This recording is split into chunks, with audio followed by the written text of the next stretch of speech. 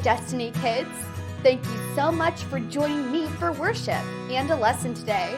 I'm really excited to start the series, The Great Escape, with you. If you're ready, let's go worship.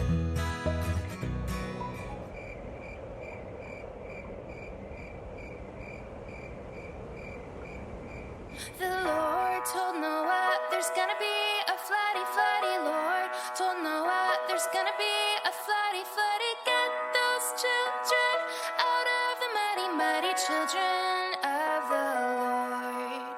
So rise and shine and give God the glory, glory. Rise and shine and give God the glory, glory. Rise and shine and give God the glory, glory. Children of the Lord.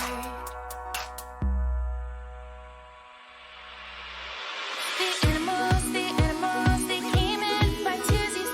Animals, the animals, they came in by twosies. Elephants and kangaroos, children of the Lord. So rise and shine and give God the glory, glory. Rise and shine and give God the glory, glory. Rise and shine and give God the glory, glory. Children of the Lord. It rained and poured for 40 daisies, rained and poured for 40 daisies, almost drove those animals crazy, children of the Lord. The sun came out and dried up the lazy sun, came out and dried up the lazy, everything was fine and dandy, children of the Lord.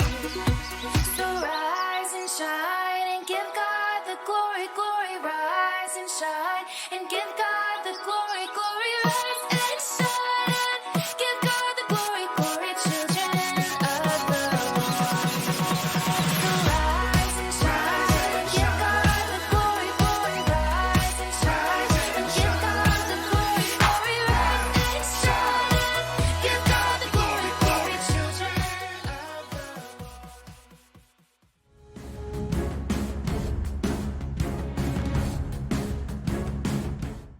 Have you ever pretended to be trapped in a place you needed to escape? Maybe you were trapped in a cave or an underground tunnel or a fort. This month, we're talking all about escaping. We're going to hear from the Bible about a great escape God planned for his people. We learned last week about God's people, the Israelites, being trapped as slaves in Egypt. For many years, they lived in Egypt, and the Egyptians treated them very poorly. The Egyptian leader, Pharaoh, didn't like that the Israelites kept having babies and growing in numbers. He thought they might all grow up and rule over Egypt. So Pharaoh gave an order. He said all of the little boy babies of the Israelites should be killed. Moses' mom was about to have a baby, and she was afraid. She wanted to protect her baby. When she had the baby and saw that he was a boy, she named him Moses. She knew she had to protect him. She kept him hidden away for a few months. Then she made a basket for him and placed baby Moses in the basket. She put the basket in the river, while Moses' older sister stood by and watched. The basket floated down the river. It came to a place in the river where Pharaoh's daughter was in the river outside the palace bathing, and she noticed the basket. She got it and realized there was a baby in it. She knew she wanted to take care of the baby, so she saved him from the river. Moses' older sister was watching from afar, and she came forward and asked Pharaoh's daughter if she wanted her to go get her mother to feed the baby. Pharaoh's daughter said yes, so Moses' sister found Moses' own mother to feed and care for him, even though no one knew that this was his mother. Moses was allowed to grow up in the palace and was saved. God was with Moses. God sent Moses' mother, the Pharaoh's daughter, and Moses' older sister to help him. God puts people in our lives to help us too. God gives people to take care of you, teach you, forgive you, and talk to you about how great God's love is. We can thank God for putting those people in our lives.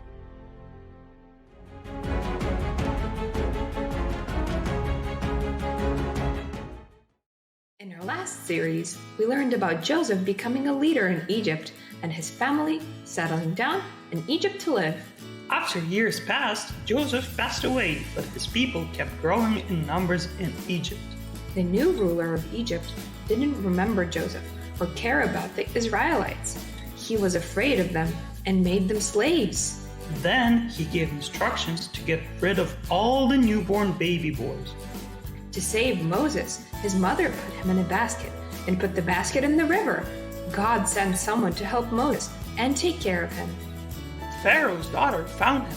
Then Moses' sister went to find a woman to feed him. And it was Moses' own mother. How cool!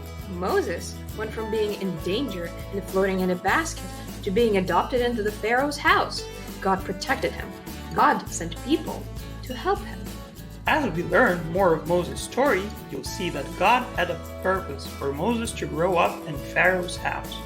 You will see that it isn't an accident that people saved Moses as a baby. This story is a reminder that we are all helpless in our sin by ourselves. Just like God sent Moses' sister and Pharaoh's daughter to help Moses, God sent his son, Jesus, to help us and save us from our sin. Not only did he do that, but he is also so good to provide people in our lives to help us be who he wants us to be and to help us do great things for him. Let's spend time talking with God in prayer. Dear God, thank you for loving us and sending people to help us. Thank you for sending Jesus to help us. We love you. Amen. It's time for our big idea. Let's go!